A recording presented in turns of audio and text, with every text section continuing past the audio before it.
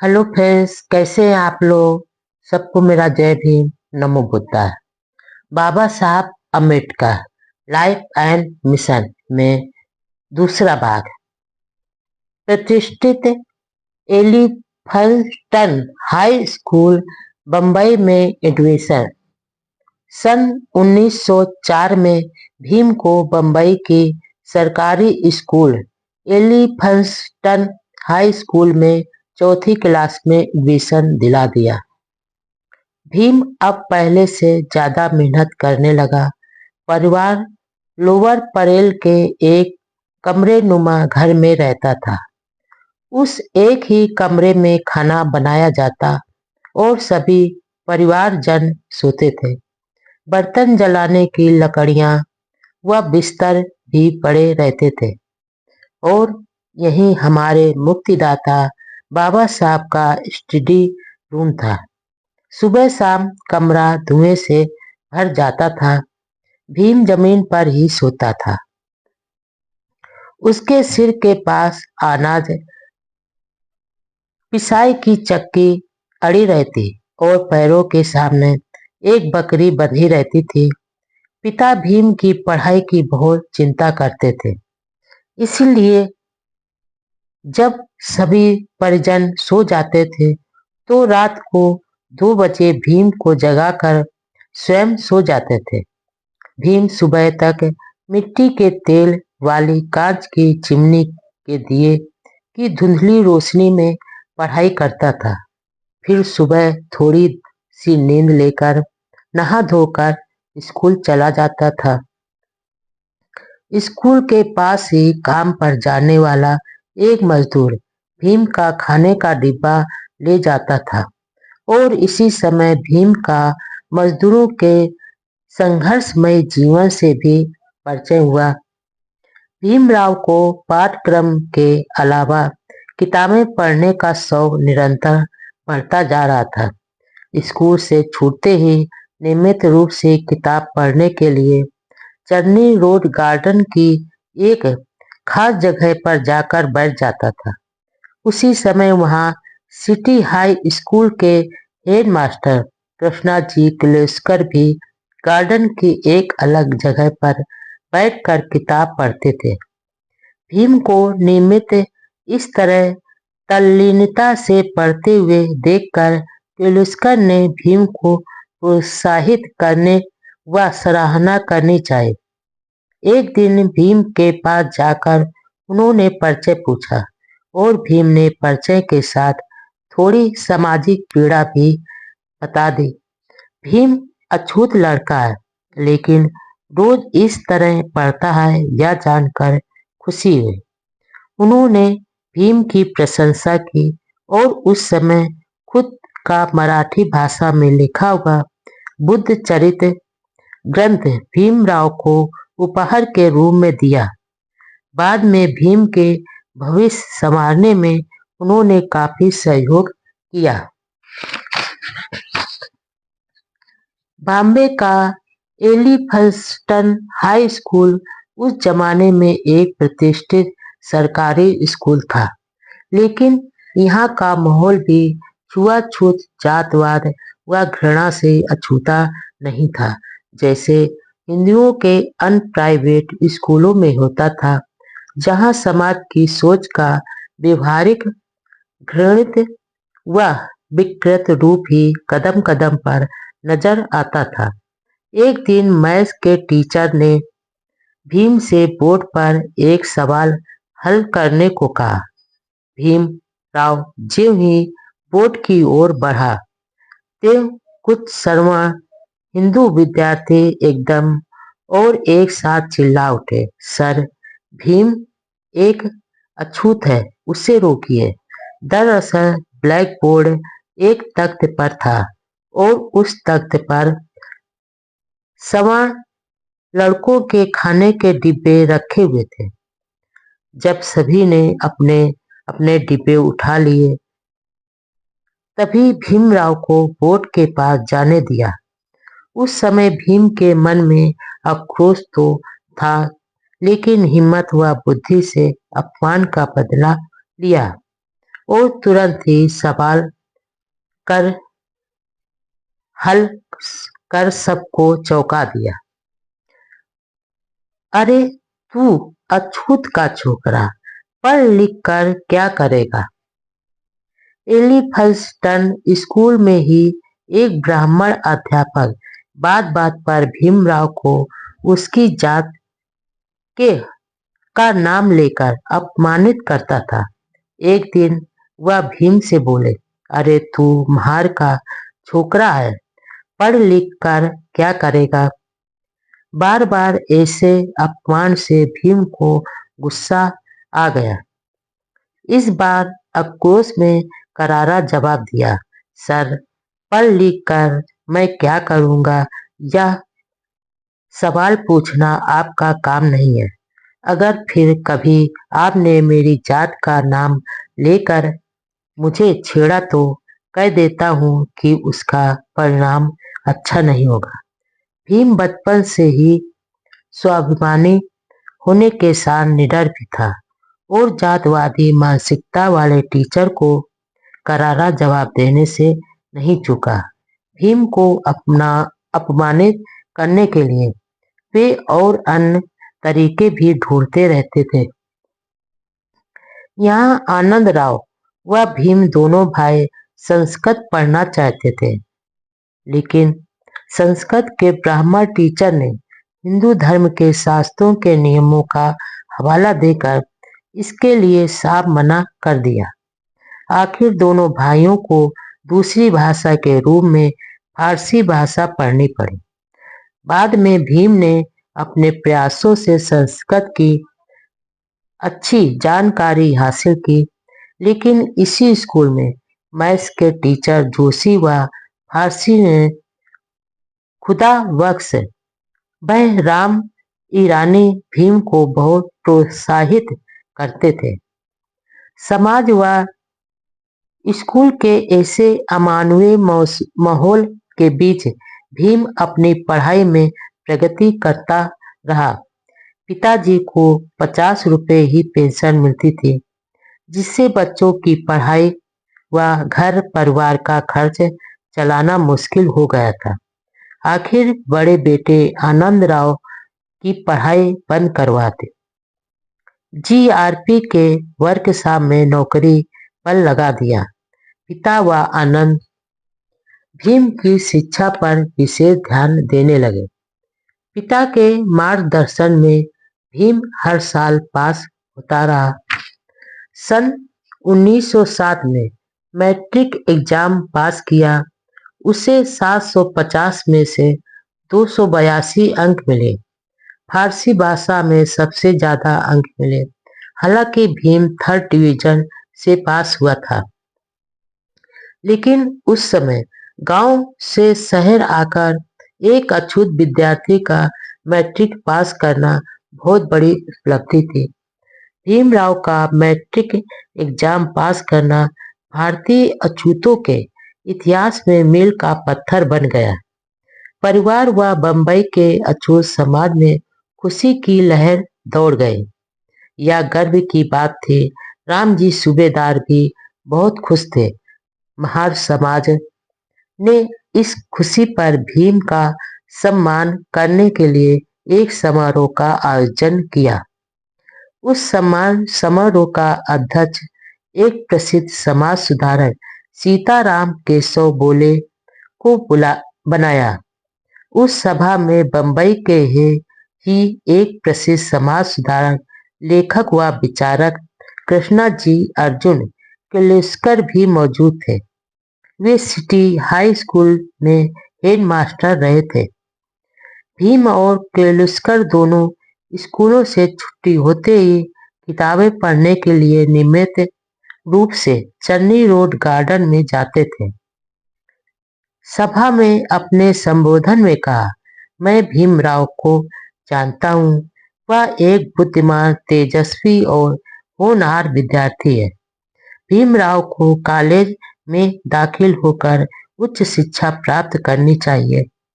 उन्होंने भरोसा दिलाया कि वह उसके आगे की पढ़ाई के लिए बड़ौदा नरेश सयाजी राव गायकवाड़ से आर्थिक सहायता दिलवा देंगे।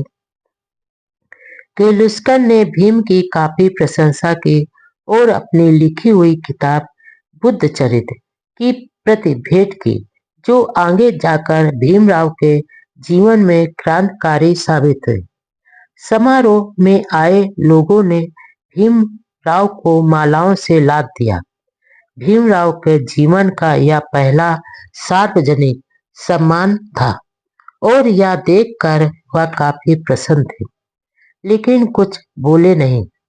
सभा पूरी होने पर कृष्णाजी किर्लोस्कर राम जी सूबेदार से बोले, आप भीमराव को कॉलेज में एडमिशन करा दीजिए, आगे देखा जाएगा। मैं आर्थिक सहायता प्राप्त करने की पूरी कोशिश करूंगा। इतना कहकर वह चले गए। बाद में उस महान विचारक व समाज सुधारक ने अपने वचन का पूरा पालन किया, जिससे भीमराव के जीवन की काया पलट हो गई।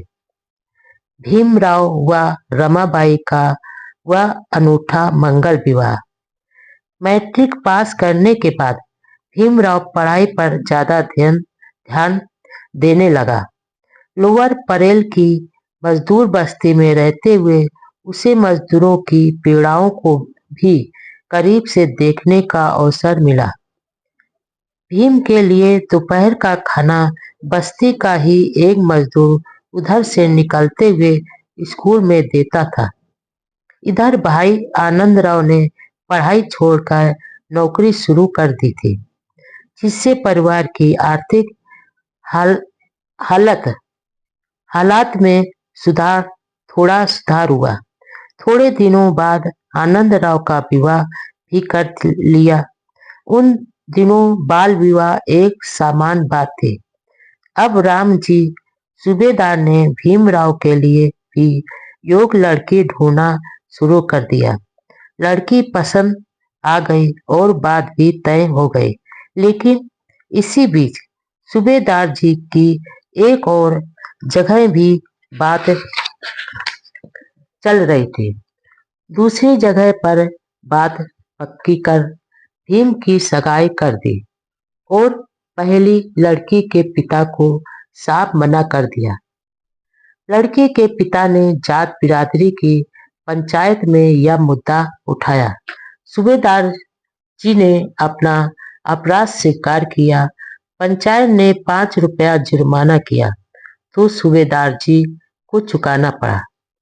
आखिर दाभोल के पास वंत गांव निवासी दिवंगत भिक्खू धूतरेव वर्देकर की पुत्री रमाबाई से सगाई हुई। उस समय रमाबाई 9 साल व भीमराव 16 साल का था। रमाबाई सुंदर, सुशील व शांत स्वभाव की लड़की थी। पिता दाभोल बंदरगाह में कुली का काम करते थे। बचपन में ही रमाबाई के माता पिता का देहांत हो गया था और छोटे भाई बहनों का पालन पोषण उनके चाचा व मामा ने किया था। रमाबाई अपने भाई बहनों के साथ बंबई में अपने मामा तथा चाचा के यहाँ रहती थी।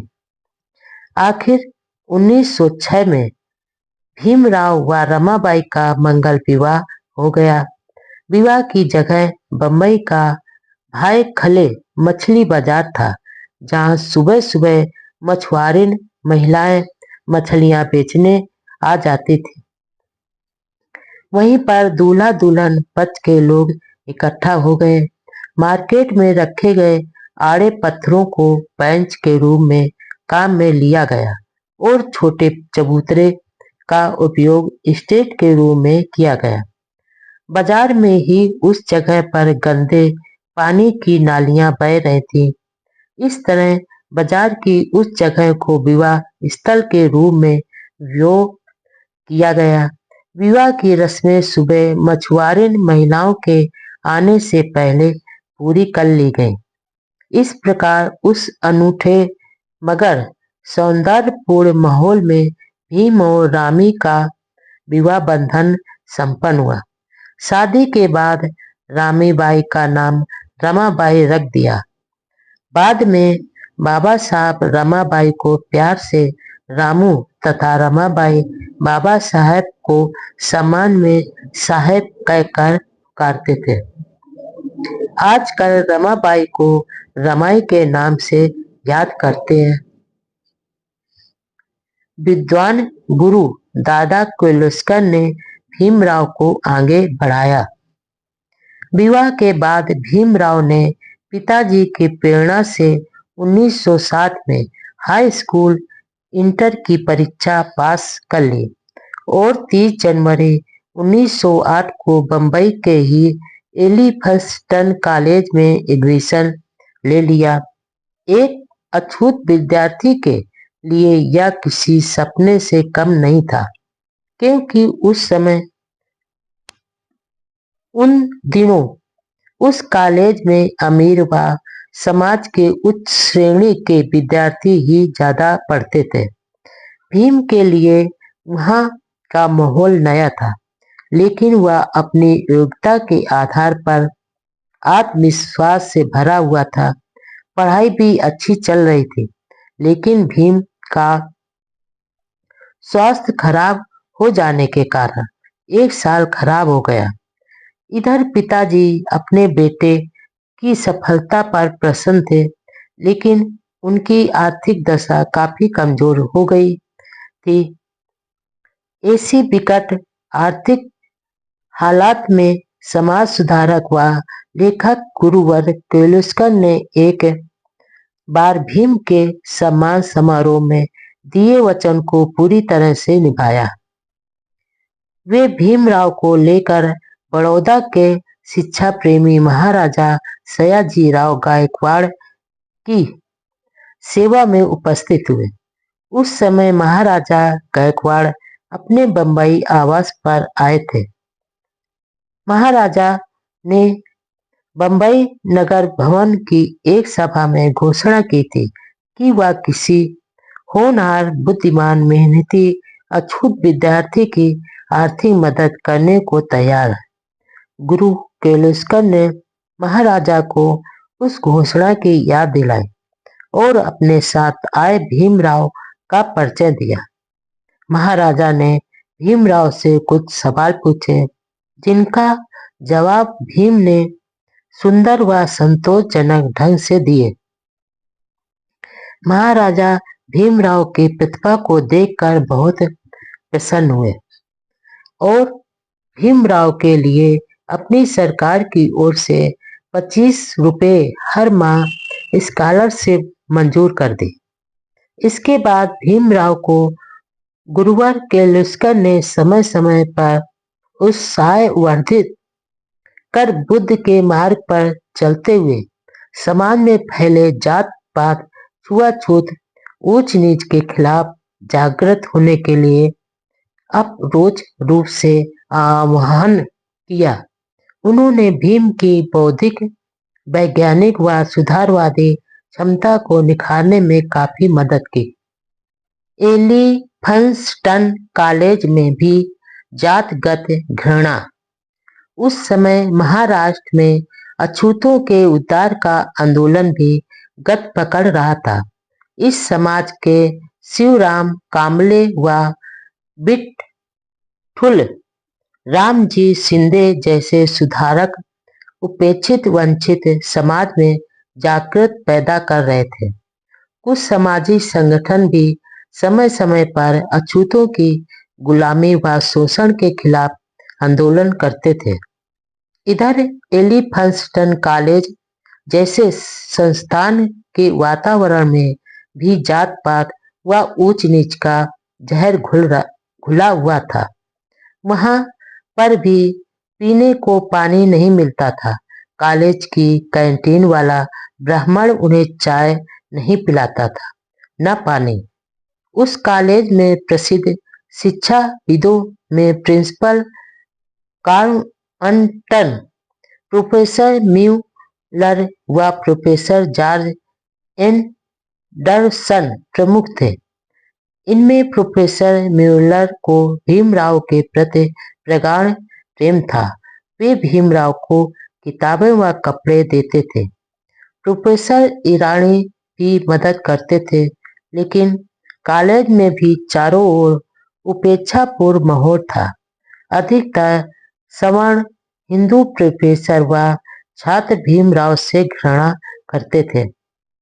इस सब के बावजूद भीमराव के मन में ज्ञान प्राप्त करने की चाह ने यह सब अन्याय सहन करने की शक्ति दी और यह संकल्प भी लिया कि शिक्षा के द्वारा अन्याय के अंधेरे को मिटाया भी जा सकता है।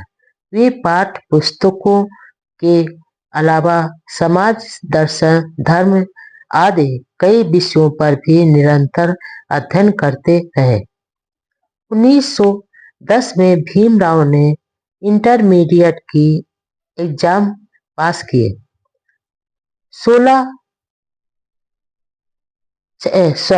6000 में 223 मार्क्स मिले, यानी थर्ड डिवीजन। इसी दौरान रामजी सूबेदार लोअर परेल की डबक चाल का कमरा छोड़कर बम्बई के परेल इलाके ओए बावड़ी में इम्प्रूवमेंट ट्रस्ट की चाल नंबर 1 की दूसरी मंजिल पर 2 कमरे किराए पर ले लिए। इसमें एक कमरे को पढ़ने तथा सोने के लिए तथा दूसरा रसोई व घर गृहस्थी का अन्य सामान रखने के लिए बनाया गया। अब भीमराव को घर पर पढ़ाई के लिए शांत माहौल मिल गया। बम्बई में चाल उसे कहते हैं जहाँ छोटे छोटे कमरों में गरीब वर्ग के लोग रहते हैं।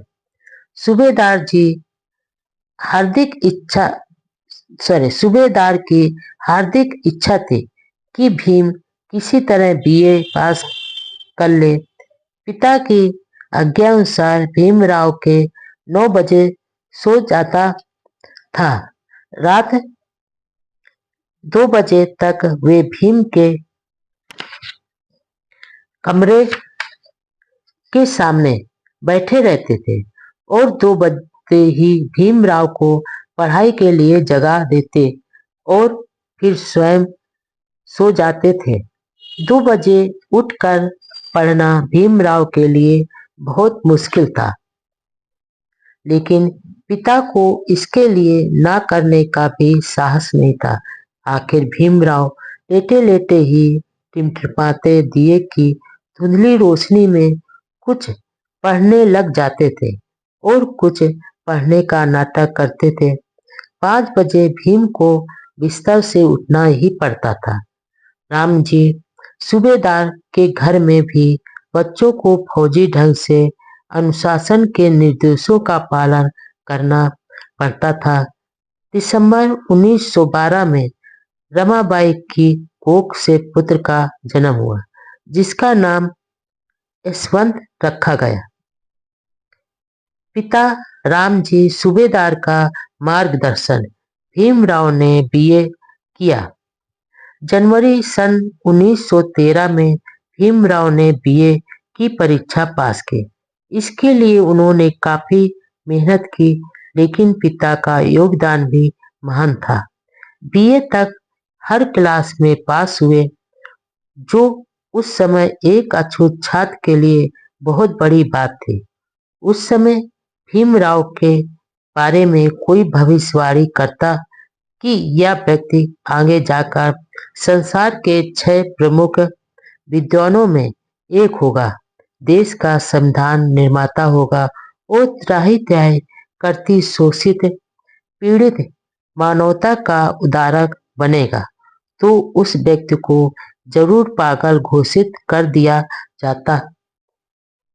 लेकिन भीमराव ने अथक मेहनत, महान उद्देश्यों के प्रति समर्पण, बुद्धिमत्ता व ज्ञान ग्रहण करने की तीव्र चाह के बल पर यह साबित कर दिखाया कि स्कूल कॉलेजों की परीक्षाओं में मिलने वाले मार्क्स के आधार पर विद्यार्थी की प्रतिभा का ठीक से अनुमान लगा पाना बिल्कुल उचित नहीं है।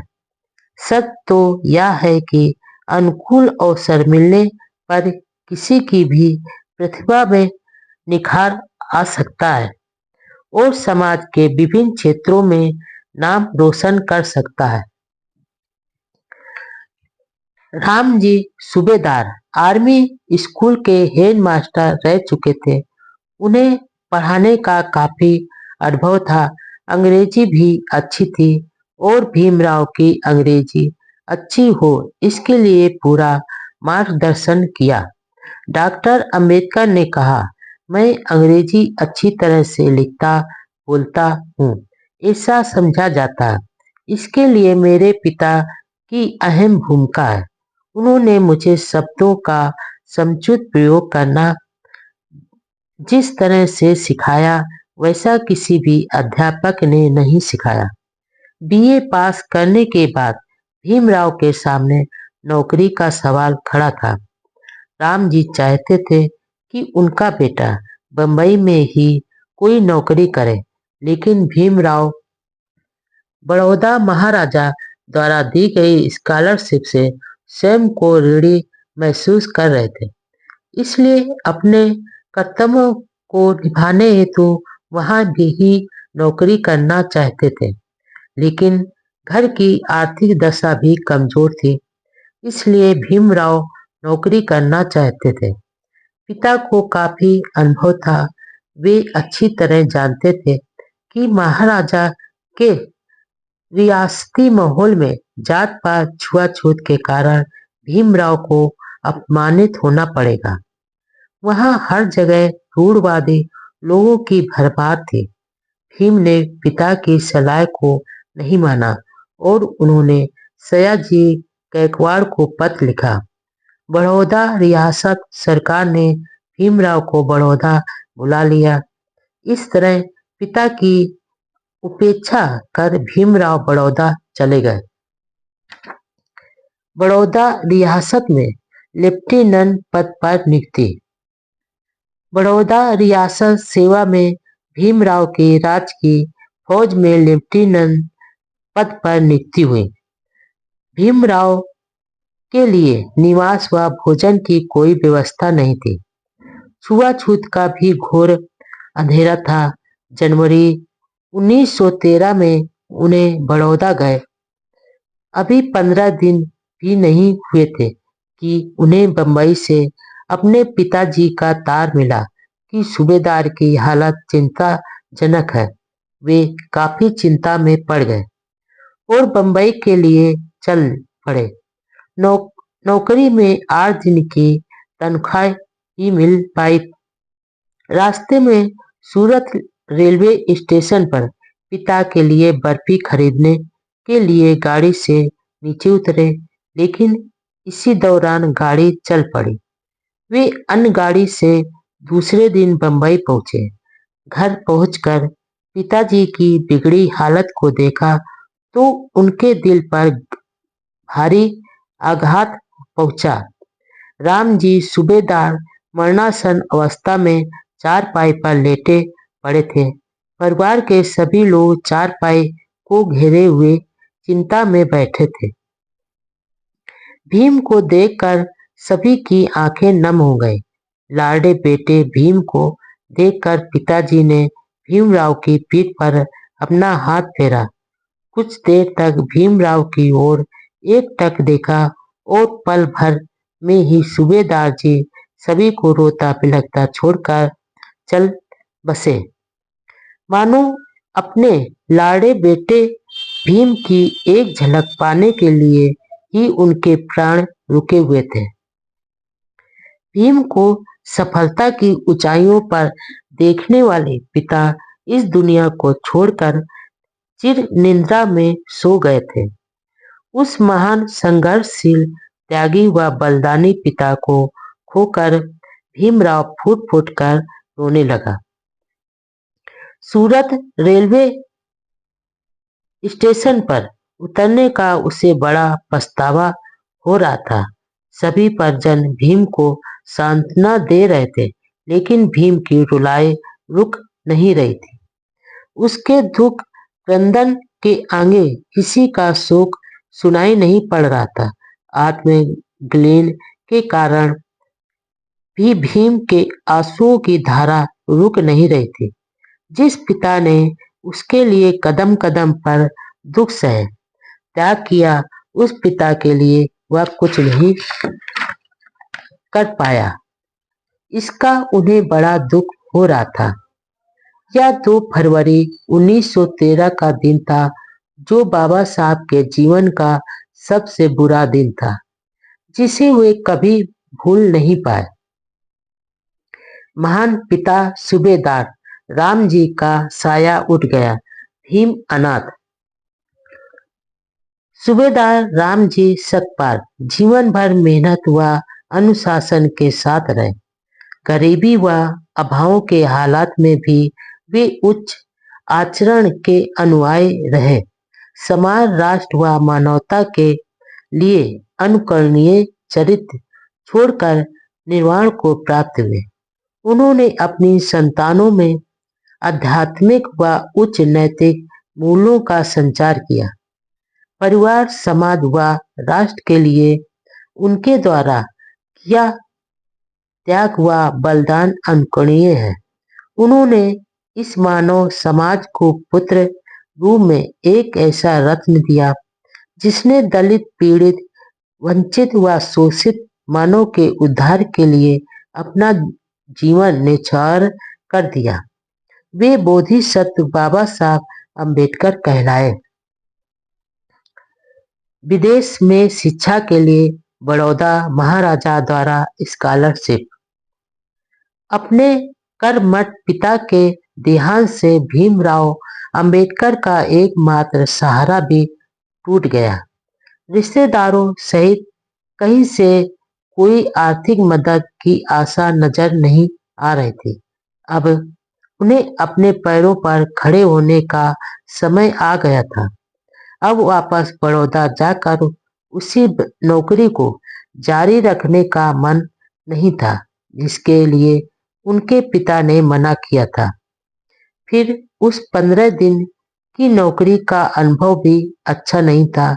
उन्हें अब आगे शिक्षा प्राप्त करने की बड़ी इच्छा थी, लेकिन परिवार का पालन पोषण भी करना जरूरी था।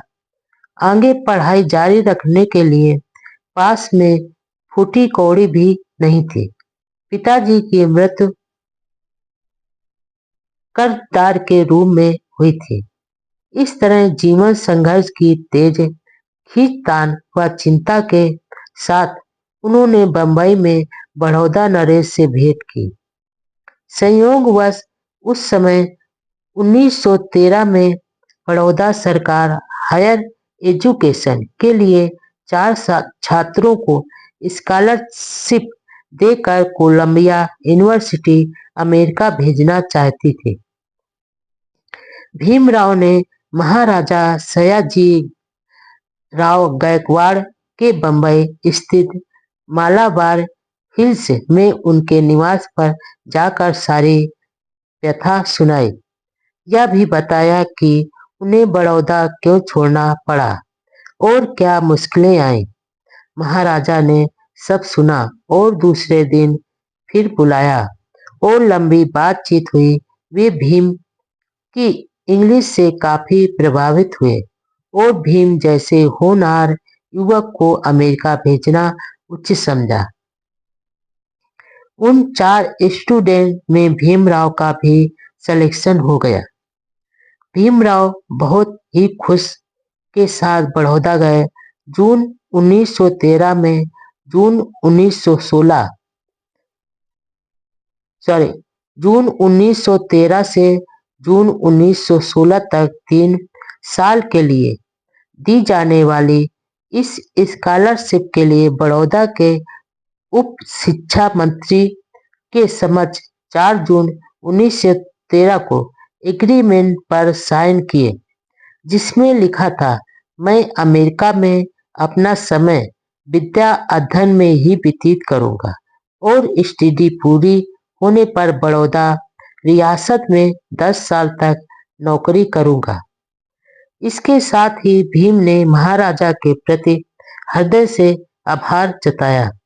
उस समय भारतीयों के लिए विदेश में स्टडी करने के लिए मौका मिलना बहुत बड़ी बात मानी जाती थी।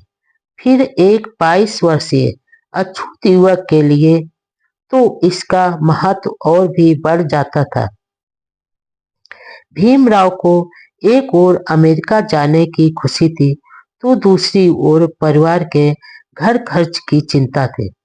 सिर्फ आनंद राव ही कमाने वाला था, जबकि 10-12 जने खाने वाले थे। उन्होंने बड़ौदा सरकार के शिक्षा विभाग से 1963 रुपए एडवांस में ले लिए, जिसमें से कुछ आनंद राव को घर खर्च के लिए दिए। स्कॉलरशिप के रूप में एक 11.5 पाउंड हर महीने के लिए राशि मंजूर हुई थी, जो बहुत कम थी। कोलंबिया यूनिवर्सिटी में पढ़ाई के लिए अमेरिका रवाना। 16 जून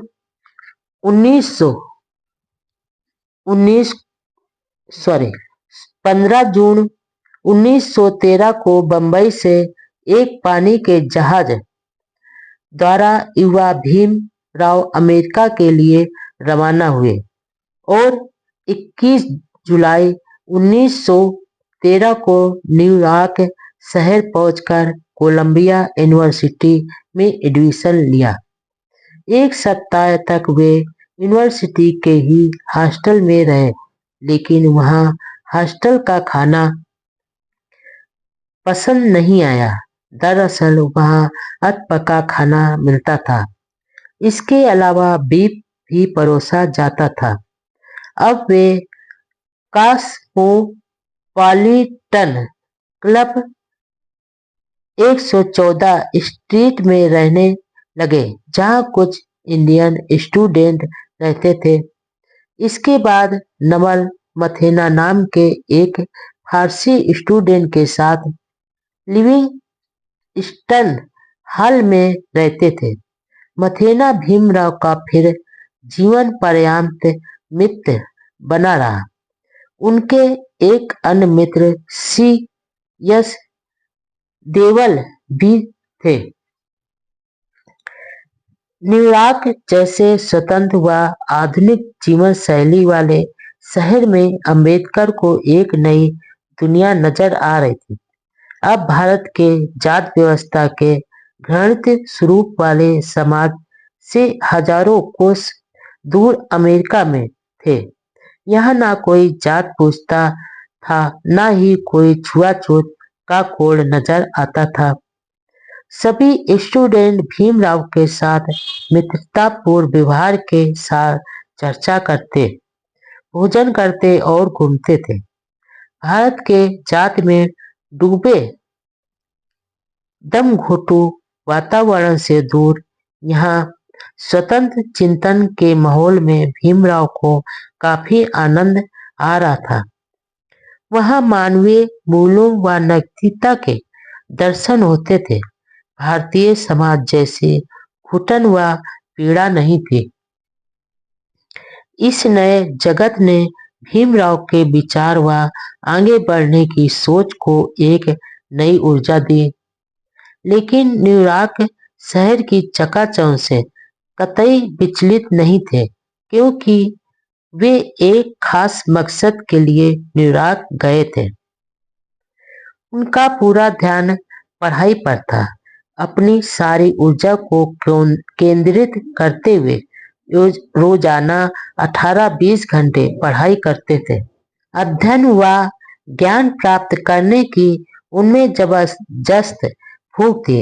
वे रोज नए ग्रंथों को खोलते और पढ़ते जाते थे। अब उनका मकसद अमेरिका की कोलंबिया यूनिवर्सिटी से सिर्फ नाम के लिए बड़ी डिग्री हासिल करना नहीं था, बल्कि economics, political science, social science, human science आदि कई विषयों में भी गहराई से अध्ययन कर प्रवीणता हासिल करना भी था। यहाँ स्टडी के दौरान जो स्कॉलरशिप मिलती थी, उसका कुछ भाग अपनी पत्नी व अन्य परिजनों के लिए भारत भेजते थे। इसलिए खुद के खर्च पर काफी प्रतिबंध रखना पड़ता था। पैसों की कमी के कारण वे भोजन पर भी बहुत कम खर्च करते थे। सिनेमा व अन्य मनोरंजन के लिए खर्च करना बहुत मुश्किल था और उन्हें इनमें रुचि भी नहीं थी। वे अपना ज्यादातर समय लाइब्रेरी में, स्टडी में बिताते थे। वे लाइब्रेरी में सबसे पहले जाते और सबसे बाद में निकलते थे। वे अलग अलग विषयों पर खूब पढ़ते थे। इसके लिए न्यूयॉर्क के अन्य लाइब्रेरी में भी कभी कभी जाते थे। पढ़ते समय वे हर विषय पर नोट्स लिखते जाते थे ताकि बाद में उन्हें उपयोग में ले सकें। धन की कमी के कारण वे पुरानी किताबें खरीदकर संग्रह करते थे। उन्हें 3 वर्ष के लिए 11.5 पाउंड प्रति माह की राशि मंजूर की गई थी। इस कारनामे यानी अनुबंध में शर्त थी कि छात्रवृत्ति की एवज में उन्हें 10 वर्ष तक बड़ौदा रियासत में नौकरी करनी पड़ेगी। छात्रवृत्ति 15 जून 1915 से 15 जून 1916 की अवधि के लिए थी। यह राशि बहुत कम थी। यात्रा व्यय और अग्रिम राशि के रूप में 1963 रुपये दिए गए थे। 22 वर्ष का अप्रसन्न युवक 21 जुलाई 1912 को न्यूयॉर्क पहुंच गया। अवसर को भुनाने और अपने उद्देश्य पूर्ति में संलग्न होने के लिए कोलंबिया विश्वविद्यालय में प्रवेश ले लिया। न्यूयॉर्क से उन्होंने अपने पिता के मित्र शिवनाथ गौनाक जमींदार को एक पत्र में लिखा। प्रिय जमींदार जी, आपने मेरे प्रति जो अपनत्व का भाव दर्शाया है, इसके लिए मैं अत्यधिक कृतज्ञ हूँ। मुझे विदाई देने के लिए जब आप आए थे, तब आपकी आंखें आंसुओं से भर आई थी। उन आंखों में मैंने अपने पिता का प्यार देखा था। यही वात्सल्य मेरे अन्य भाई बहनों को भी प्राप्त होगा और जैसे आपने समय समय पर मेरी मदद की तथा मार्गदर्शन दिया, वैसे ही उन्हें भी देते रहोगे, ऐसी मैं आशा करता हूँ। आपके प्यार भरे व्यवहार से मैं अभिभूत हूँ। आप जैसी सुधारवादी दृष्टि अन्य लोगों में भी होनी चाहिए, ऐसा मुझे लगता है। मुझे इस बात का दुख है कि हमारे बच्चे प्रगति के बारे में आकांक्षी नहीं है। पुरानी पीढ़ी के सूबेदार व जमादारों ने जो भूल की है, उनकी पुनरावृत्ति नहीं होनी चाहिए। वे भूलें सुधारी जानी चाहिए, ऐसा आप भी सोचते होंगे। बुरे हाल में रहने वाले बच्चों से ज्यादा उत्तरदायी उनके माता पिता हैं। माता पिता बच्चों को जन्म तो दे देते हैं, लेकिन उसके बाद उनका जो कर्तव्य है उसे पूरा नहीं करते। यह कल्पना अब छोड़ देनी चाहिए। बच्चों का भविष्य उनके पालक ही बना सकते हैं। लड़कों के साथ साथ लड़कियों को भी शिक्षा देनी चाहिए। आप अपनी बच्चियों को पढ़ा रहे हो, इसका सुपरिणाम आपको शीघ्र ही मिलेगा। अतः लड़के लड़कियों को शिक्षा प्रदान करवाने का लक्ष्य रखना उचित ही है। आपके जो भी निकटतम लोग हैं, उन्हें भी आप शिक्षा का महत्व समझाइए। सभी को मेरा नमस्कार। आपका प्यारा भीम। अमेरिका की चकाचौंध में ज्ञान प्राप्त करने की साधना। प्रोफेसर एडविन आर ए शेली गे मन कोलंबिया यूनिवर्सिटी लाइब्रेरी के अध्यक्ष और इकोनॉमिक्स के प्रोफेसर थे। वे भीमराव को लाइब्रेरी में नियमित देर तक पढ़ते हुए देखते थे। वे बहुत विद्वान प्रोफेसर थे। उनकी क्लास में भीमराव नियमित रूप से जाते थे। वे स्टूडेंट को बड़ी मेहनत व लगन से पढ़ाते थे और सभी से प्रेम पूर्वक व्यवहार करते थे। भीमराव के विद्यार्थी जीवन पर प्रोफेसर एडविन का गहरा असर पड़ा। सन 1914 में लाला लाजपत राय अमेरिका गए थे। उन्होंने न्यूयॉर्क में भारत के राष्ट्रीय आंदोलन का प्रचार करते के उद्देश्य से Indian home rule league of America नामक संस्था बनाई थी। प्रोफेसर सिलिगमन लाला लाजपत राय के मित्र थे। उन्होंने लाला जी से भीमराव का परिचय कराते हुए कहा, भीमराव अंबेडकर हिंदी विद्यार्थियों में ही नहीं बल्कि अमेरिकन विद्यार्थियों में भी श्रेष्ठ है। लाला लाजपत राय की बहुत इच्छा थी कि भीमराव उनकी संस्था की ओर से कुछ काम करें। इसके लिए भीमराव को समझाया भी, लेकिन भीमराव ने बड़ी विनम्रता के साथ अपने अध्ययन की व्यवस्था का कारण बताकर मना कर दिया। हालांकि वे अपने देश की विकट स्थिति से अच्छी तरह वाकिफ थे। राष्ट्रीयता उनमें कूट कूट कर भरी हुई थी, लेकिन न्यूयॉर्क में उनकी प्राथमिकता पढ़ाई करना था। वे बड़ौदा महाराजा के दी सहायता की पालना में अध्ययन करना पहला फर्ज मान रहे थे।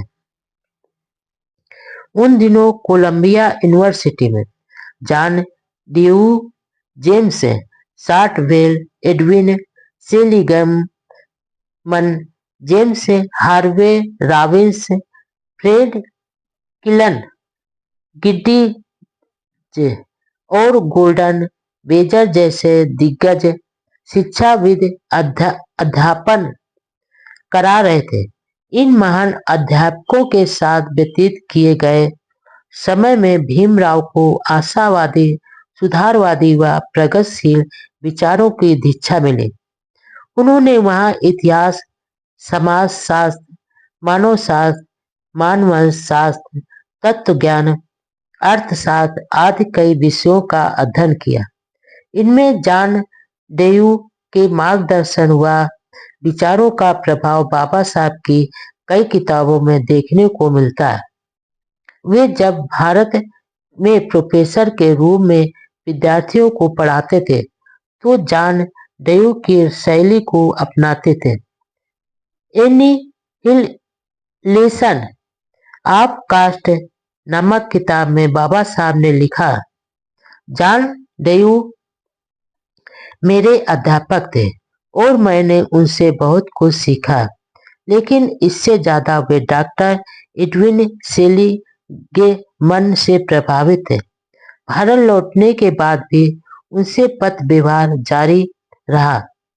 जब बाबा साहब सिडहम कॉलेज बम्बई में प्रोफेसर थे तब भी उन्होंने अपने कुछ विद्यार्थियों को भी डॉक्टर सिलिगमन के पास भेजा था।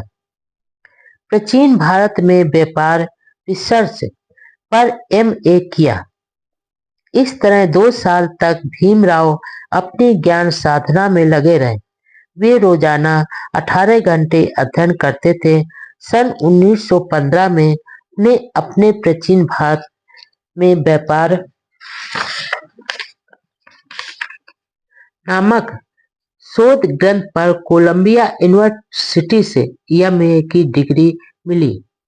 मई 1916 में डॉक्टर गोल्डन बेजर के मानववंशशास्त्र एंथ्रोपोलॉजी सेमिनार के समक्ष अपना शोधपूर्ण लेख भारत में जात भेद पढ़ा। भीमराव एक साथ 2 शोध प्रबंधों पर काम कर रहे थे। उनका दूसरा रिसर्च प्रबंध भारत के राष्ट्रीय मुनाफे का बंटवारा का ऐतिहासिक और विवेचनात्मक अध्ययन जून 1916 में कोलंबिया यूनिवर्सिटी को प्रस्तुत किया, जिसे जून 1916 में पीएचडी की डिग्री के लिए स्वीकृत किया। लेकिन विविध पीएचडी डिग्री लेने के लिए रिसर्च प्रबंध को पब्लिश करके उसकी कुछ प्रतियां यूनिवर्सिटी को भेज करना जरूरी था, लेकिन भीमराव के पास इतना पैसा नहीं था कि वे इस थीसिस को प्रकाशित करा सकते। आखिर 8 साल बाद 1924 में डॉक्टर अंबेडकर ने यह प्रबंध messrs P S. King and Sons नामक लंदन की प्रकाशन संस्था की ओर से ब्रिटिश भारत में प्रांतीय अर्थव्यवस्था का विकास नाम से प्रकाशित कराया। इस प्रकाशित ग्रंथ की कुछ प्रतियां भेंट करने पर कोलंबिया यूनिवर्सिटी ने उनको पीएचडी की डिग्री विधिपूर्वक प्रदान की। इकोनॉमिक्स के विद्यार्थियों और विद्वानों ने इस महत्वपूर्ण ग्रंथ की काफी प्रशंसा की। स्टूडेंट व प्रोफेसर ने इस प्रबंध के उपलक्ष्य में डॉक्टर अंबेडकर को एक भोज देकर सम्मानित किया। वक्ताओं ने डॉक्टर अंबेडकर की प्रशंसा में निग्रो जाति के उद्धारक बुकर टी वाशिंगटन से तुलना की और उनको भारत का बुकर टी वाशिंगटन कहकर सम्मानित किया। डॉक्टर अंबेडकर ने इस ग्रंथ को बड़ौदा महाराजा सयाजी गायकवाड़ को समर्पित किया। उसमें लिखा है कि मेरे विद्यार्जन के लिए आपने जो सहायता प्रदान की उसकी कृतज्ञता के रूप में सादर अर्पित की है। सॉरी, मैं इंग्लिश नहीं पढ़ पाते, इसलिए इंग्लिश का अर्थ नहीं बता सकते। अंबेडकर ने ब्रिटेन द्वारा भारत के आर्थिक शोषण की कड़ी निंदा की। प्रोफेसर एडविन सेलिगमैन व अन्य प्रोफेसर ने इसकी भूमिका लिखी थी। भूमिका में सेलिगमैन ने इस महत्वपूर्ण ग्रंथ की सराहना करते हुए लिखा, यह ग्रंथ इकोनॉमिक्स के क्षेत्र में अनुपम कृति है, जिसमें मूल समस्याओं को उठाया गया और इस प्रकार रेखांकित किए जाने वाले सिद्धांतों का ऐसा अध्ययन और कहीं नहीं देखा गया। इस शोध ग्रंथ में डॉक्टर अंबेडकर ने ब्रिटिश साम्राज्यवाद द्वारा भारत के आर्थिक शोषण की जो नंगी तस्वीर दुनिया के सामने रखी, वह डॉक्टर अंबेडकर जैसे देशभक्त द्वारा ही संभव था। यह एक ऐतिहासिक दस्तावेज है। भारत के किसी भी अन्य राजनेता ने ऐसा दस्तावेज तैयार नहीं किया। उन्होंने इस साजिश का पर्दाफाश किया कि 1833 के एक्ट के तहत साम्राज्यवादी शासन के लिए आर्थिक प्रबंध किया गया था। उन्होंने विस्तार से विश्लेषण कर ब्रिटिश नौकरशाही तथा इसके जरिए साम्राज्यवादी शोषण की निंदा की। उन्होंने लिखा कि ब्रिटिश सरकार अपने देश के उद्योगपतियों के लाभ के लिए नौकरशाही भारत की अर्थव्यवस्था को निचोड़ रही है। उन्होंने ब्रिटिश सरकार की कड़ी निंदा की। डॉक्टर अंबेडकर ने किताब के उपसंहार में लिखा, राजनैतिक स्वाधीनता पाने के 2 मार्ग हैं, एक है सैनिक शक्ति और दूसरा है नैतिक सामर्थ्य। जिस देश के पास सैनिक सामर्थ्य नहीं है, उन्हें अपने नैतिक सामर्थ्य को बढ़ाना चाहिए। भारत का राजनैतिक प्रश्न पूरी तरह एक सामाजिक मसला है और सामाजिक सवाल को आगे तहकूब करते रहना यह जाहिर करता है कि जनमत से प्राप्त स्वतंत्र सरकार की स्थापना होने तक राजनीतिक प्रश्न हल नहीं हो सकता। इस ग्रंथ की महानता इस बात से प्रमाणित होती है कि विधानसभा तथा संसद के प्रत्येक सदस्य के बजट संबंधी बहस के दौरान इसकी मदद ली।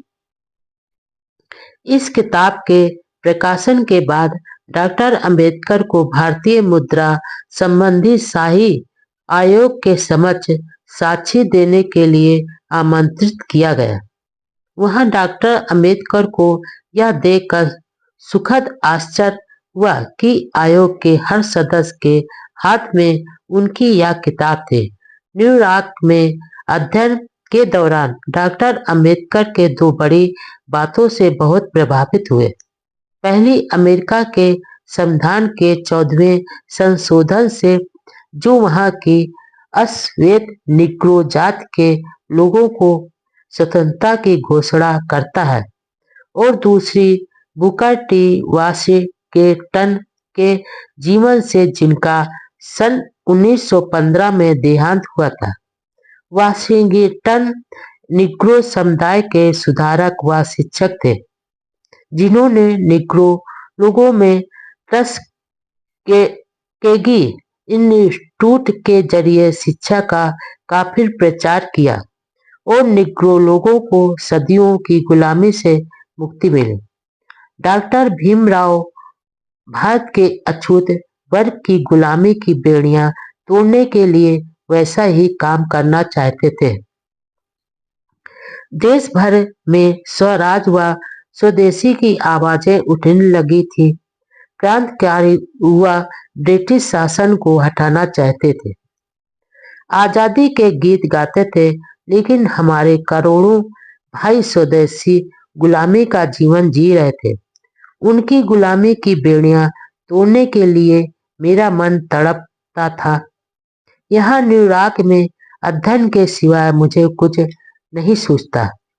अपने दुखी समाज के लिए स्वतंत्र देश के कानून सीखकर जिन कानूनों के बल पर विषमता से भरा समाज बनाया है, वह समाज व राज व कानून बदलकर समानता, स्वतंत्रता व बंधुत्व स्थापित करने वाला मार्ग मुझे खोजना था।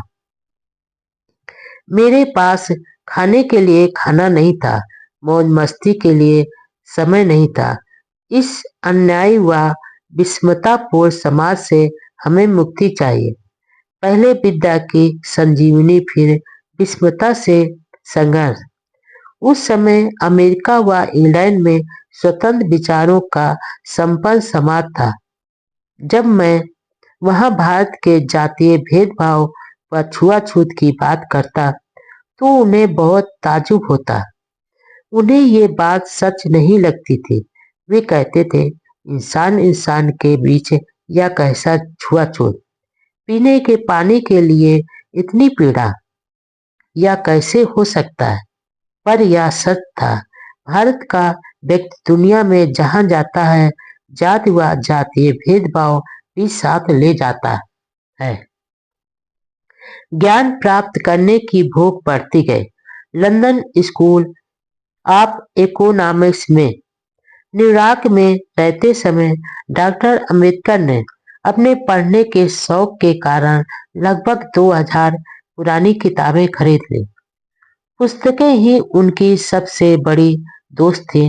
वे अपने भोजन के पैसे बचाकर या भूखे रहकर भी किताबें खरीदते थे। खरीदी गई 2000 किताबों को भारत भेजने की जिम्मेदारी एक मित्र को देकर वे लंदन चले गए।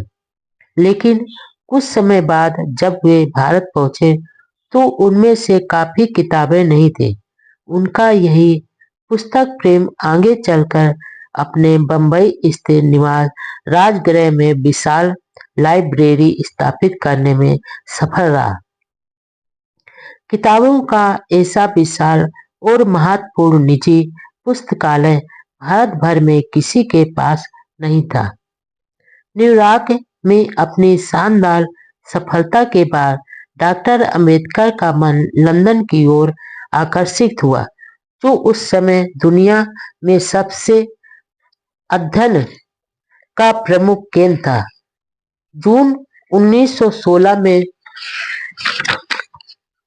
कोलंबिया यूनिवर्सिटी के प्रोफेसर सीगर ने अंबेडकर के परिचय में लिखा कि भीमराव की इकोनॉमिक्स में जो विद्वता है वह किसी प्रोफेसर से भी ज्यादा है। इसके अलावा प्रोफेसर पी अर्सन ने लिखा, एक युवक के रूप में उनका जीवन पुरस्कारों, प्रतिभा प्रदर्शनों व विद्वता के अनेक उदाहरणों से परिपूर्ण था।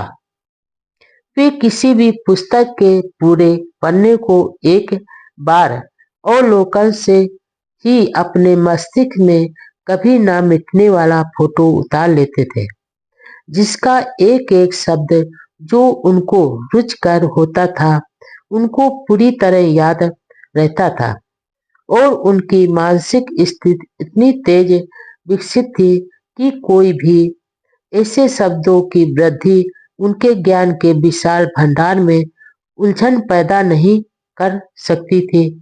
यह बड़े ताज्जुब की बात है कि वह हर एक एग्जाम जिसमें उन्होंने भाग लिया हमेशा प्रथम आए। कोलंबिया यूनिवर्सिटी के प्रोफेसर सेलिगमन द्वारा लंदन स्कूल ऑफ इकोनॉमिक्स के प्रोफेसर फॉक्सवेल को भीमराव की प्रशंसा में लिखे पत्र का एक छोटा अंश। अपना अध्ययन पूरा कर अमेरिका से विदा ले ज्ञान साधना से डॉक्टर अंबेडकर के ज्ञान की भूख दिनों दिन बढ़ती जा रही थी। वे लंदन यूनिवर्सिटी से इकोनॉमिक्स की सबसे बड़ी डिग्री हासिल करना चाहते थे और बैरिस्टर भी बनना चाहते थे, लेकिन इधर बड़ौदा महाराजा के स्कॉलरशिप का समय पूरा हो चुका था। डॉक्टर अंबेडकर ने प्रोफेसर सिलिगमन की सिफारिश के साथ एक प्रार्थना पत्र सयाजी राव गायकवाड़ को लिखा कि 2 वर्ष के लिए स्कॉलरशिप का समय बढ़ा दिया जाए। महाराजा ने 1 वर्ष के लिए अवधि बढ़ा दी, लेकिन खुशखबरी सुनने से पहले ही डॉक्टर अंबेडकर न्यूयॉर्क से जून 1916 में लंदन के लिए रवाना हो चुके थे। लंदन पहुंचते ही ब्रिटिश पुलिस ने उनके सामान की बारीकी से तलाशी ली। उन्हें शक था कि कहीं डॉक्टर अंबेडकर अमेरिका में लाला हरदयाल की भारत की आजादी के लिए संघर्ष करने वाली गदर पार्टी के मेंबर न हो। इससे पहले न्यूयॉर्क में अपने रिसर्च भी ब्रिटिश सरकार के आर्थिक शोषण को उजागर करने में की थी, इसलिए ब्रिटिश सरकार का शक भी कोई निराधार नहीं था। पुलिस को उनके सामान से ऐसी कोई आपत्तिजनक सामग्री नहीं मिली। डॉक्टर अंबेडकर ने लंदन में अक्टूबर 1916 में इकोनॉमिक्स में अध्ययन के लिए London school of economics and political science में और बैरिस्टर के कानून में अध्ययन के लिए ग्रेज इन में अपना एडमिशन कराया। उस समय दुनिया के प्रसिद्ध कानून विशेषज्ञ यहीं से निकलते थे। चूंकि डॉक्टर अंबेडकर कोलंबिया यूनिवर्सिटी की एमए और पीएचडी की डिग्रियां हासिल कर चुके थे, इसलिए लंदन यूनिवर्सिटी ने इनको सीधे एमएससी परीक्षा में बैठने की इजाजत दे दी। इकोनॉमिक्स में उनका काम काफी अच्छा चल रहा था। उनकी प्रगति को देखकर वहां के प्रोफेसरों ने अंबेडकर को डीएससी की डिग्री की तैयारी के लिए भी मंजूरी दे दी। वे रात दिन अपने काम में लग गए और लंदन स्कूल और ब्रिटिश म्यूजियम की विशाल लाइब्रेरी में जाकर ग्रंथ पढ़ने और नोट्स लिखने में जुट गए। अमेरिका की तरह लंदन में भी ज्ञान साधना शुरू हो गई। इन्हीं दिनों बड़ौदा के दीवान पद पर मनुभाई मेहता की नियुक्ति हुई। उन्होंने अंबेडकर को खबर भेजी कि आपकी छात्रवृत्ति की तय अवधि पूरी हो गई, इसलिए आप भारत लौट आए। यह जानकर अंबेडकर को भारी धक्का पहुंचा। उन्होंने महाराजा को फिर से अर्जी भेजी और लिखा कि लंदन में उनका अध्ययन काफी प्रगति पर है और ऐसे अदबीज छोड़कर आना उनके लिए बड़ा दर्जपात होगा। लेकिन महाराजा ने इस बार छात्रवृत्ति अवधि बढ़ाने से मना कर दिया। डॉक्टर अंबेडकर को भारी दुख हुआ। अब उन्होंने तय किया कि भारत जाकर पैसा कमाऊंगा और फिर लंदन आकर एमएस, एससी, डीएससी और बार एट लॉ की डिग्रियां हासिल करके रहूंगा। उन्होंने लंदन यूनिवर्सिटी को प्रार्थना पत्र दिया कि ऐसी परिस्थितियों में उन्हें 4 साल में यह अध्ययन पूरा करने की स्वीकृति प्रदान करें। वहां के प्रोफेसर एडविन कैनान की दयालुता से यह अनुमति मिल गई कि 1917 से लेकर अगले 4 साल में यह अध्ययन फिर से शुरू कर पूरा कर सकते हैं।